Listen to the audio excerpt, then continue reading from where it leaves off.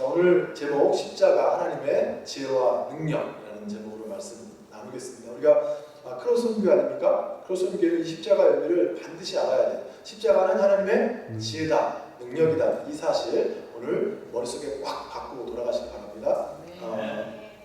가능하면 성경책을 이렇게 펴시고요. 이렇게 펜 있으시면 오늘 우리에게 주시는 그런 음성들을 잘 기억하시고 받아가셨으면 좋겠습니다. 여러분, 십자가는 어떤 이미지가 떠오릅니까? 고통, 잔인함, 괴로움 이런 것들이 가장 먼저 떠오르는 분들이 많을 거예요. 그렇죠? 십자가는 분명 고통스러운 거예요. 자, 그런데 오늘 바울은 복음을 전하면서 십자가의 고통에 초점을 맞추고 있지 않습니다. 십자가를 하나님의 지혜다, 하나님의 능력이다라고 말씀하고 있습니다. 왜 고린도 교인들에게 십자가의 복음을 전하면서 십자가는 하나님의 지혜고 능력이라고 얘기하고 있는가? 왜 이런 접근을 하고 있는가? 고린도 교회는 다른 이방 교회들도 마찬가지지만 헬라인 그리스도인 그리고 유대인 그리스도인으로 구성되어 있어요. 그 두 부류가 각각 추구하는 바가 달랐죠. 1장 22절에 보면요, 유대인들은 전통적으로 뭘 좋아합니까? 표적, 기적을 좋아해요. 엘리야의 기적, 모세의 기적, 이런 기적을 추구합니다. 반면에 헬라 사람들은 헬라의 철학, 필로소피아, 지혜에 대한 사랑, 철학 아닙니까? 지혜를 추구하는 자들이에요. 머리로. 다시 말하면 헬라 사람들은 이해가 돼야 믿는 사람들이고, 그리고 이 히브리인들은 기적을 봐야 믿는 사람들이었다는 것입니다. 그래서 오늘 바울이 그들에게 딱 맞는 맞춤형 복음을 전하고 있는 거예요. 유대인 너희들 표적 좋아하지, 능력을 찾고, 헬라인 너희들 지혜를 구하는데 바로 십자가가 너희들이 찾는 능력이 되고 지혜가 된다, 이 얘기를 하고 있는 것입니다. 오늘도 마찬가지 아닙니까? 뭔가 좀 이성적으로 이해돼야 믿는 사람이 있고, 화끈하게 이렇게 체험이 돼야 믿는 사람이 있는 것처럼 똑같습니다. 바울은 헬라인들을 향해, 유대인들을 향해 십자가가 지혜요 능력이 된다라는 말씀을 전하고 있는 것입니다. 자, 그럼 먼저 십자가가 왜 하나님의 능력인지 한번 생각해 봅시다. 십자가는 우리를 구속하신 사건이에요. 요즘 젊은 사람들은 이 한자어를 잘 몰라갖고 구속 그러면 예수님이 구속됐대 이렇게 생각하는 사람도 있다고 하더라고요. 구속하셨다, 우리를 구원하셨다라는 의미는 우리가 멜 깁슨 영화의 랜섬이라는 영화 혹시 기억하실지 모르겠지만 항공회사 아들이 유괴범에게 유괴되죠. 그때 그 유괴범이 돈을 요구합니다. 그것이 바로 랜섬입니다. 속전이라고도 얘기하죠. 그 돈, 대가를 지불하고 자기 아들을 사내는 것, 바이백 하는 것을 바로 구속이라고 얘기하는 거예요. 호세아가 자기의 음란한 아내를 값을 지불하고 다시 사내오지 않습니까? 그렇기 때문에 구속에는 반드시 대가가 필요한 거예요. 예수께서 우리를 구속하시기 위해 적어도 두 가지 대가를 치르셨죠. 그것을 잘 이야기해주는 이야기가 빌립보서 2장 8절 말씀입니다. 주님께서 우리를 위해 치르신 대표적인 두 가지 대가, 그것은 예수님의 이 땅 가운데 사람으로 오신 성육신, 그리고 십자가 사건이라고 얘기할 수 있습니다. 그렇기 때문에 값주고 우리를 살려내신 주님의 십자가는 하나님의 뭐다? 능력이다라고 얘기하는 거죠. 2005년 1월 박정헌이라는 산악인이 전 대한민국을 감동시켰습니다. 히말라야 산맥 촐라체봉을 정복하기 위해서 박정헌 씨와 산악인 박정헌 씨와 그 후배 최경식 씨가 원정에 나섰어요. 용케도 그들은 촐라체봉을 정복했고 이제 돌아오는 길이었습니다. 그런데 그만 후배 최강식 씨가 그만 발을 헛디는 바람에 얼음의 그 갈라진 틈 크레바스로 떨어지게 됐습니다. 그들은 서로 자일이라는 그런 줄로 묶고 있지 않습니까? 서로를 어떻게 됐겠습니까? 최강식 씨는 50m 그 크레바스 밑으로 굴러 떨어졌고, 박정헌 씨는 고스란히 그 후배 몸무게를 버텨야만 했습니다. 생각만 해도 끔찍한 순간이에요. 체력은 이미 정상을 오르고 내리는 순간이기 때문에 다 고갈된 상태예요. 산악인들 가운데 유명한 메스너라는 사람이 있죠. 전설적인 사람이, 그 역시 똑같이 20년 전에 같은 일을 경험했습니다. 파트너는 친구가 아니라 그의 친동생이었습니다. 하지만 메스너는 줄을 끊고 그 산을 내려왔습니다. 누구도 그를 탓하지 않았습니다. 그 사람들 보기에 상식이기 때문입니다. 하지만 박정헌 씨는 끝까지 그 후배와 죽음의 사투를 벌였어요. 그리고 마침내 기적과 같이 살아서 돌아왔습니다. 하지만 박정헌 씨는 너무 오래 그 밧줄을 붙잡고 있었기 때문에 엄지를 제외한 모든 8손가락을 잘라야 했습니다. 그 손가락은 후배를 살린 손가락이었습니다. 그 역시 20년 전 메스너와 같이 포기할 수 있었어요.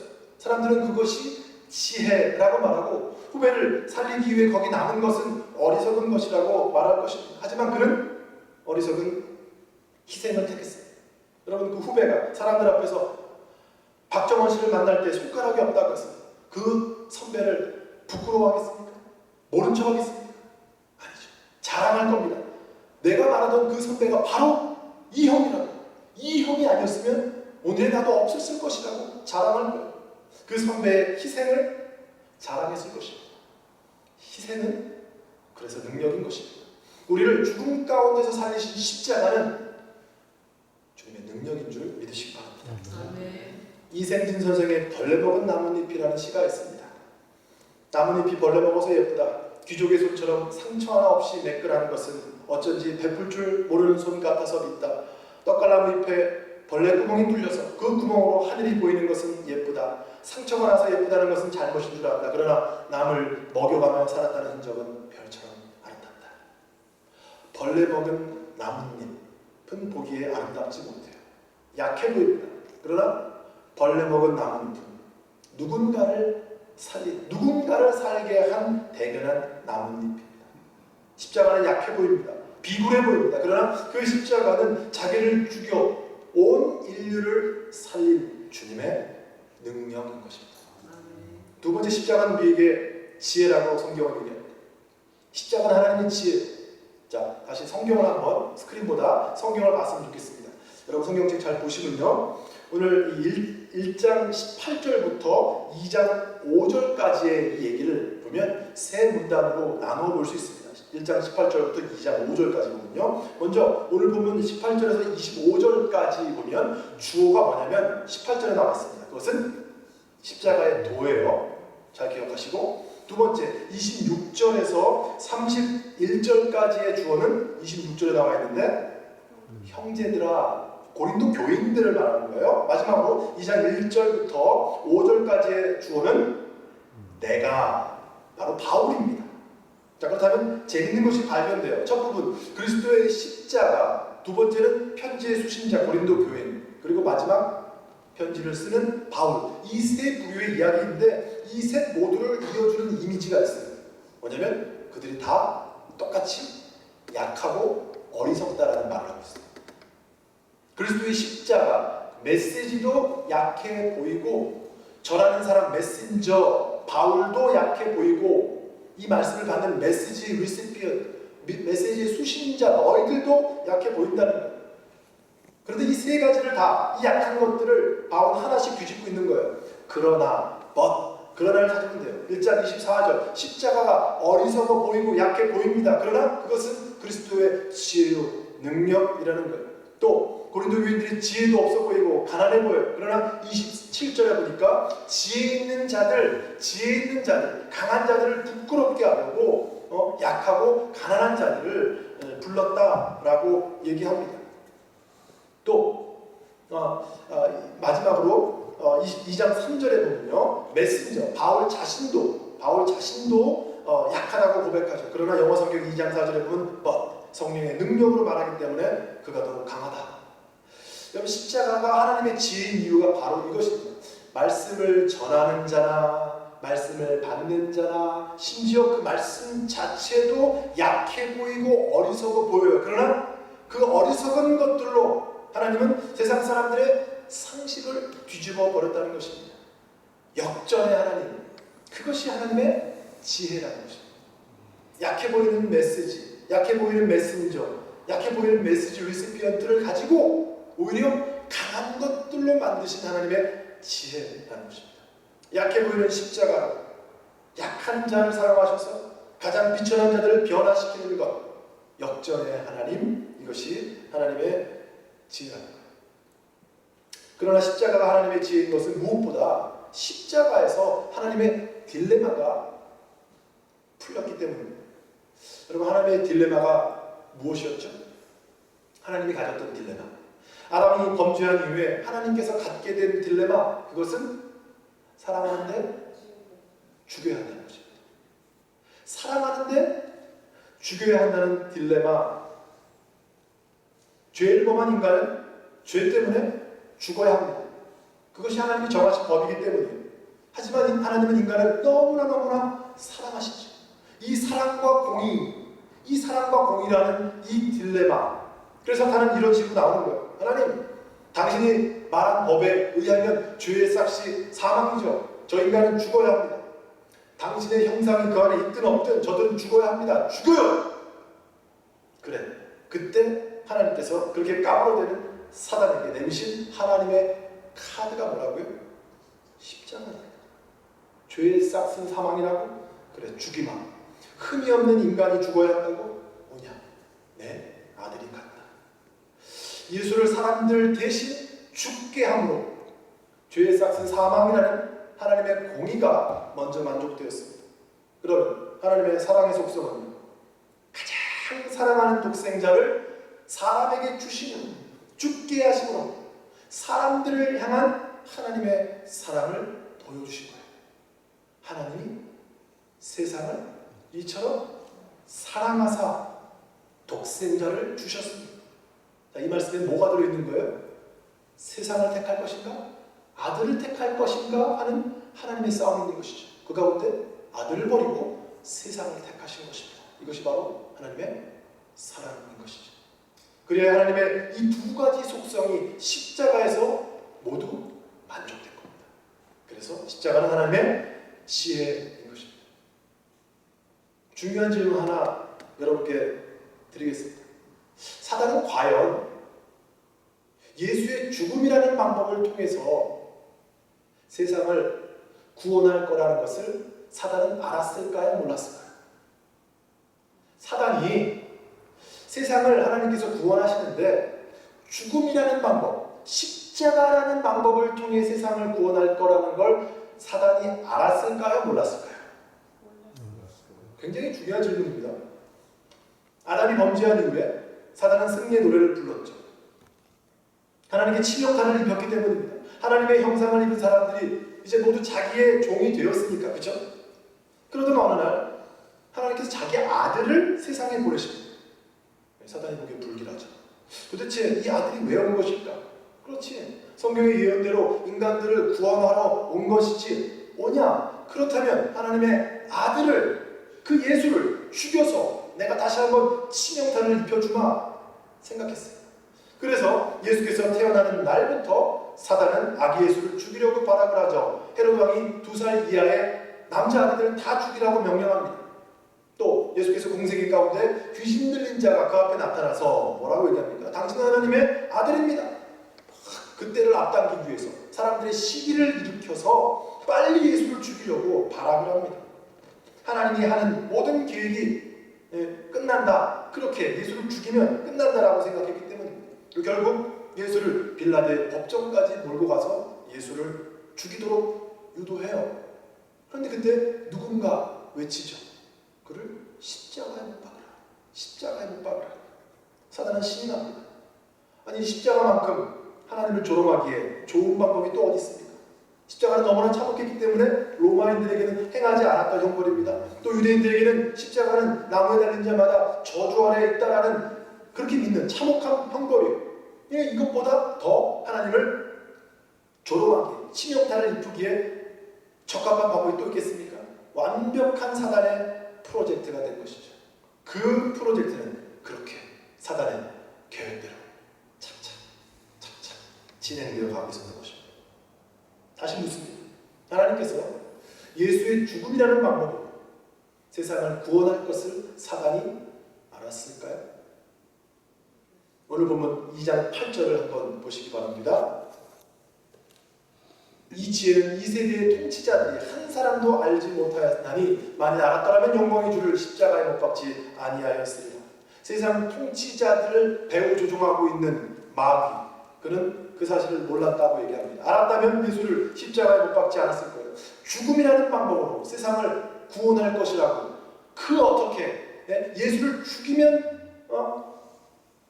되는 것이 아니라는, 예수를 죽이면 그러면 안 되는 거 아닙니까? 죽음이라는 방법으로 세상을 구원할 거라고 알았다면 예수를 죽여서는 안 되는 거예요. 오히려 막아야 한다는 것이죠.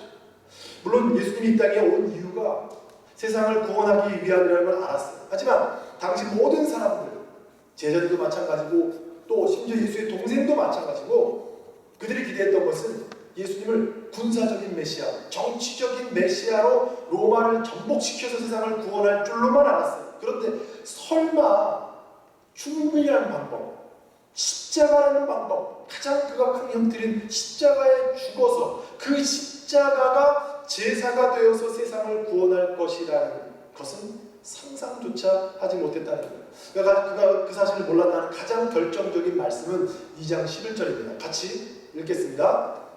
사람의 일을 사람의 속에 있는 영 외에 누가 알리요? 이와 같이 하나님의 일도 하나님의 영 외에는 아무도 알지 못하느니라. 아멘. 여러분, 사단이 하나님의 영을 소유하고 있습니까? 결코 그렇지 않습니다. 그는 거짓의 아비이지 지혜의 아비가 아니기 때문입니다. 마귀는 십자가가 하나님께 바쳐지는 거룩한 제단이 될 줄은 상상도 못했다는 거예요. 죽음을 통해서 온 인류를 구원하고 하나님의 이름을 회복하고 예수님을 온 세상을 구원한 능력의 왕, 지혜의 왕으로 세울 줄은 꿈에도 몰랐다는 것입니다. 사단의 계획은 완전히 실패한 것입니다. 마치 에스더서에 나오는 하만이 모르드게를 매달려고 준비한 그 장대에 자기가 달리게 되는 격입니다. 사단은 자기가 만든 십자가라는 그 트랩에 걸려서 거기서 죽는 거예요. 그래서 초대 교부들은 십자가는 사단을 향한 하나님의 덫이었다라고까지 말했던 것입니다. 그렇다면 그가 언제 알았을까요? 자기 작전이 실패한 걸 언제 알게 됐을까요? 정확히는 모르겠지만 십자가에서 그분이 돌아가시는 그 순간부터가 아닐까요? 대낮인데 갑자기 캄캄해졌어요. 재밌는 사실이죠? 예수께서 태어나실 때 한밤에 한낮에 밝음이 있었어요. 그런데 예수께서 돌아가실 때 한낮에 어둠이 임했습니다. 사단이 조금씩 깨닫기 시작. 이거 뭐 잘못 뛰어가고 있는 거 아니야? 갑자기 하나님의 말씀들이 그의 머리에 막 꽂히기 시작합니다. 그리고 그 엄청나게 좋은 머리로 말씀을 풀기 시작합니다. 범죄한 아담을 위해 하나님께서 죄 없는 짐승을 죽여서 가죽옷을 그에게 입히셨을 때 이미 십자가를 계획하고 계셨다는 것을, 출애굽 전날 밤 흠없는 어린 양을 잡아먹고 그 피를 집 문 좌우 설주에 임방에 바르라 하나님께서 명하셨을 때 이미 십자가를 계획하고 계셨다는 것을, 모세에게 불뱀을 만들어서 장대 위에 달라 명하셨을 때 이미 십자가를 계획하셨다는 것을, 이사야로 하여금 그가 찔림은 우리의 허물을 인하며 그가 상함은 우리의 죄악을 인하며 그가 징계를 받음으로 우리가 평화를 누리고 그가 채찍에 맞음으로 우리가 나음을 입어도다 했을 때 이미 십자가를 계획하고 계셨다는 것을, 십자가, 그것은 하나님의 지혜다. 사단이 먼저 고백했을 것입니다. 여러분, 계산 잘하시는 분 한번 계산해 보시기 바랍니다. 이게 어떻게 된 일입니까? 이제 하나님에게 치명타를 내면서 이 세상은 이제 자기의 것이라고 믿었는데 자기의 것은커녕 자기는 이제 원수, 아들의 예수의 발 아래 완전히 밟혀버렸어요. 그리고 자기의 종이 될 거라고 믿었던 이 세상 사람들을 예수께 다 빼앗겨 버리게 되었습니다. 가장 중요한 것은 여러분, 우리의 신분입니다.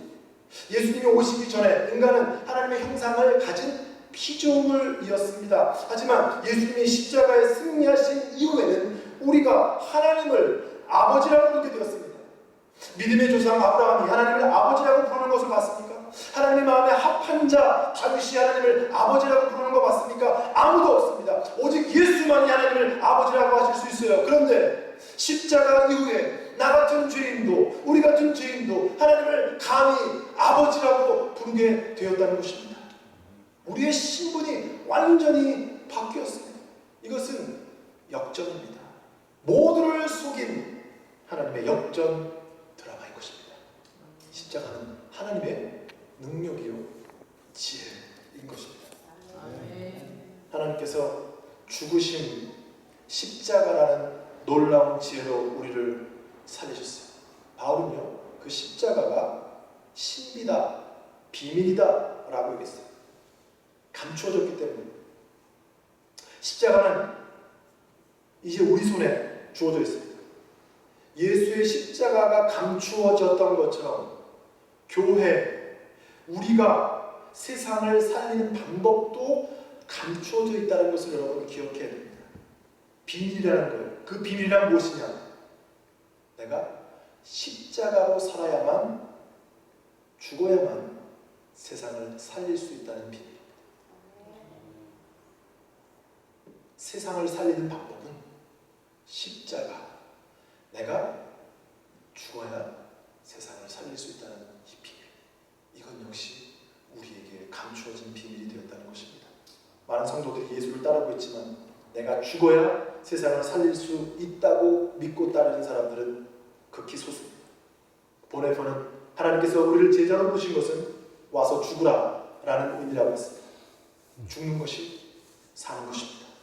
오늘날 성도들은 십자가를 그저 구원의 원리 정도로만 생각합니다. 그렇지 않습니다. 십자가는 하나님 나라에 들어가는 일회용 티켓이 아닙니다. 매일매일 매순간 가지고 다녀야 되는 멤버십입니다. 십자가는 구원의 원리만이 아니라 우리의 삶의 원리인 줄 믿으시기 바랍니다. 가정에서, 직장에서, 교회에서 언제나 어디서나 우리의 삶의 방식은 오직 십자가입니다. 십자가는 하나님의 지혜요, 하나님의 능력인 것입니다. 십자가의 그 원리로 우리의 삶을 살아가는 우리 크로스선교회 모든 회원들 될 수 있기를 주님 이름으로 축복합니다.